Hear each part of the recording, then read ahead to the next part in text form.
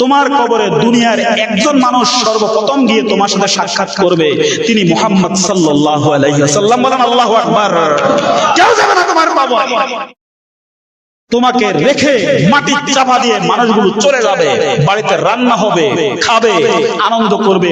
পান খাওয়ালারা পান চিবাইবে, সিগারেট পান যারা করে, বিড়ি যারা খায়, ধূমপান যারা করে তারা ধূমপান করবে, যারা টেলিভিশন চাইতে মক্ত, মোবাইল চাইতে মক্ত, তারা এগুলো চালাইবে।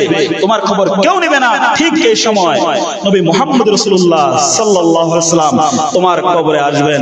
ফেরেশতারা প্রশ্ন করবেন, ও আল্লাহর বান্দা, দেখো তো দেখো তো দেখো তো এই লোকটাকে চিনো কিনা, দেখো তো এই লোকটাকে চিনো কিনা, দেখো তো এই লোকটাকে চিনো কিনা।